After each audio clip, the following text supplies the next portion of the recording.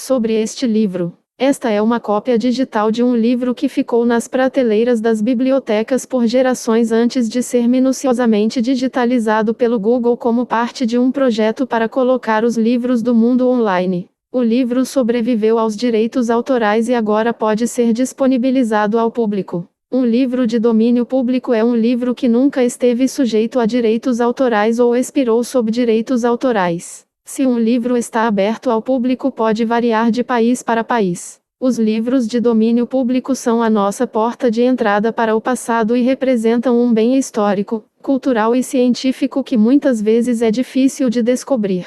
Marcas de uso, anotações e outras notas marginais encontradas no volume original também são encontradas neste arquivo. Um lembrete da longa jornada do livro desde a editora até a biblioteca e até você. Política de utilização aceitável. O Google tem orgulho de fazer parceria com bibliotecas para digitalizar material de domínio público e torná-lo amplamente acessível. Os livros de domínio público pertencem ao público e nós somos apenas seus guardiões. No entanto, este trabalho é caro. Para continuar disponibilizando esse recurso, tomamos medidas para evitar o abuso por partes comerciais. Isso também inclui restrições para consultas automatizadas. Pedimos que cumpram as seguintes orientações. Uso dos arquivos para fins não comerciais. Criamos a pesquisa de livros do Google para usuários finais e queremos que você use esses arquivos apenas para fins pessoais e não comerciais. Sem consultas automatizadas. Não envie nenhuma consulta automatizada para o sistema do Google.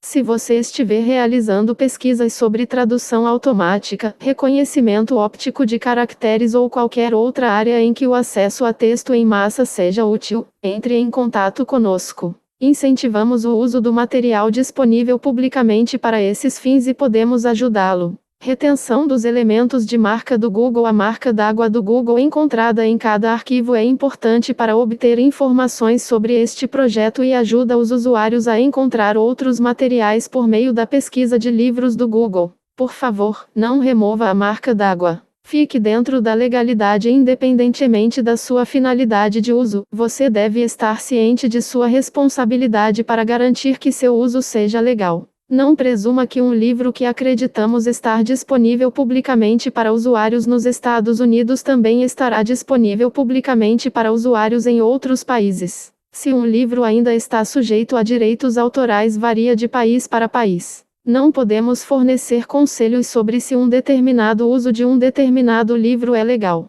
Não presuma que a aparência de um livro na pesquisa de livros do Google significa que ele pode ser usado de qualquer forma, em qualquer lugar do mundo. A violação de direitos autorais pode ter consequências graves. Através da pesquisa de livros do Google, o objetivo do Google é organizar as informações do mundo e torná-las universalmente utilizáveis e acessíveis. A pesquisa de livros do Google ajuda os leitores a descobrir os livros do mundo e ajuda os autores e editoras a alcançar novos públicos. Você pode pesquisar todo o texto do livro na internet em http://google.com. 1. Emmanuel Lasker.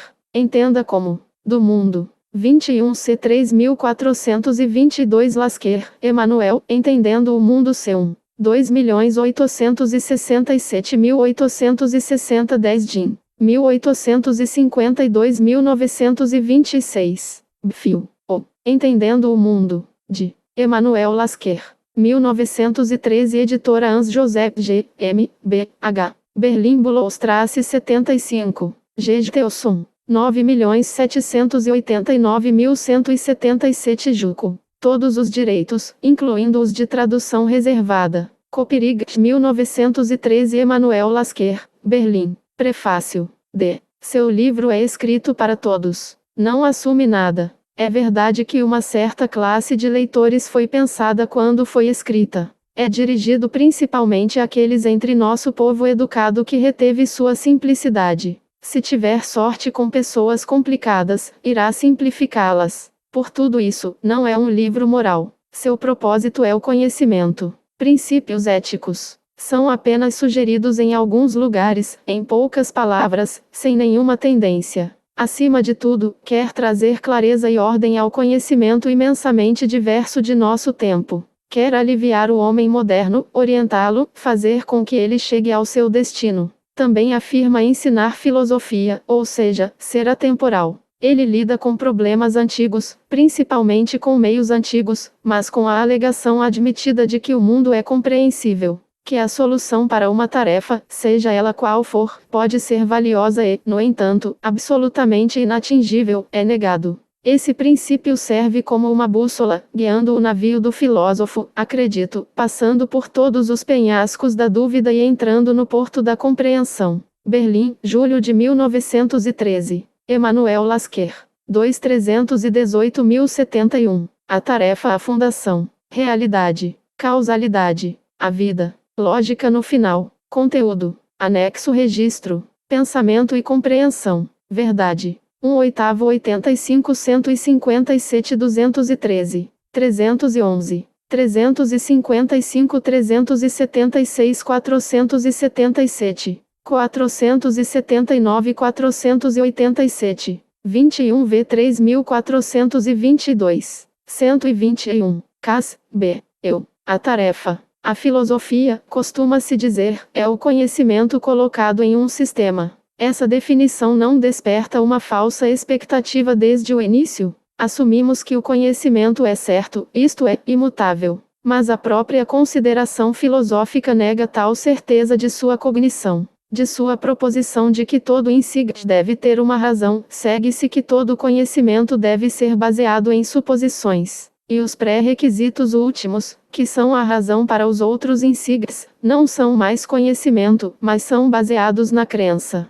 Todo ser humano tem convicções íntimas que estão fora de qualquer dúvida e pelas quais está disposto a lutar. Até mesmo sua expressão em voz alta lhe parece uma profanação, e ofende seus sentimentos quando a mente começa a examiná-los. Ele a estima com amor apaixonado. Destas derivam outras crenças menos próximas de seus sentimentos e outras que lhe são quase indiferentes. Aqueles que são quase igualmente importantes para ele, que ele defende e que ele ama, todos unidos formam um todo orgânico, sua fé. Agora, pode-se distinguir aproximadamente entre crença e conhecimento, na medida em que a parte apaixonadamente acalentada da convicção mais íntima é representada como crença, e as visões apreendidas apenas com a ajuda do intelecto frio como conhecimento. Mas a linha divisória entre os dois só teria que ser traçada pelo julgamento de gosto de Lasker. The Understanding of the World. 1. 2. Deixar isso é mutável. E mesmo após essa separação sempre arbitrária e indefinida, as opiniões de uma pessoa ainda formariam um organismo único e coerente, cada parte do qual condiciona e influencia todas as outras. Nem a fé limitada a convicções acalentadas, nem a fé intelectual, o conhecimento, poderiam representar plenamente este organismo. Quando a fé de um homem é questionada, uma batalha se inicia em sua alma. Uma nova visão procura penetrar e criar raízes, e a crença habitual resiste com muita teimosia. Mas a visão humana ou o curso dos eventos às vezes provam que a nova fé está certa. Então é como se a velha fé estivesse ferida e precisasse ser reorganizada. Com os olhos voltados para dentro, o homem permanece por um tempo até que sua fé seja fortalecida novamente. Algumas convicções antigas foram então descartadas e outras novas tomaram seu lugar, que gradualmente cresceram com a velha tribo, crescido intimamente.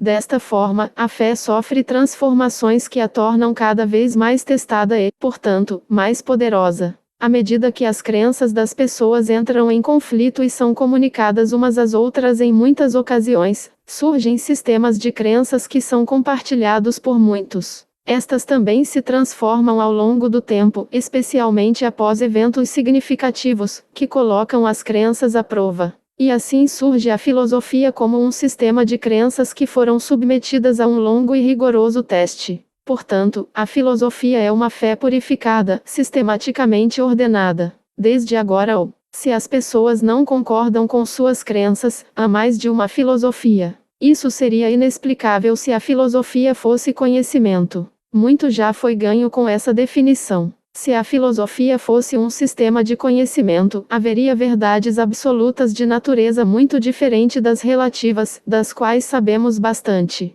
E a tentação seria forte desde o início, por si só. C3 Buscar certas verdades, deixando de lado as verdades dependentes como indignas. Mas tais verdades absolutas são um fantasma, a tentação que emana delas, especialmente praticada em espíritos fortes brilhando em êxtase pelo profundo e belo, como a mágica do fogo fátuo que uma vez emanou da crença na pedra filosofal. Portanto, nossa definição é como um grito de alerta. As verdades não são de dois tipos. A mais humilde tem valor, e a mais ampla ainda está sujeita a outras. Então nossa definição lança luz sobre a relação da filosofia com a religião. Os dois são fundamentalmente os mesmos, pois ambos querem ganhar influência sobre a crença e, assim, influenciar a ação. Eles diferem apenas no método que usam. As religiões tiram sua força da tradição e do êxtase, os sistemas filosóficos da experiência e da reflexão ponderada. A coisa mais convincente que o homem conhece é a sua percepção. Eu vi com meus próprios olhos. Uma crença que pode ser baseada na percepção é assim garantida. Por outro lado, uma fé que nunca se põe à prova de minha percepção carece de toda força. Conto com o amor da minha mãe porque ela trabalha. O amor meramente afirmado, no entanto, parece-me duvidoso ao longo do tempo. É assim que você se sente em todos os aspectos. O primeiro fundamento da fé é a experiência, a percepção, e a oportunidade oferecida para testar a fé, sua carta de crédito. Ora, existem inúmeras proposições que não podem ser testadas e, portanto, inatacáveis. Se digo que tudo o que acontece está predeterminado, ninguém parece me refutar, desde que eu evite o erro de profetizar o futuro em detalhes. Depois de cada evento, sou livre para dizer que tinha que acontecer assim. Novamente, quando digo que tudo em qualquer fé que especifiquei, por exemplo a filosofia de Aristóteles, as proposições contidas são incondicionalmente verdadeiras, e quem pensa que encontra uma contradição nelas não entende as proposições, então eu novamente tenho um inatacável.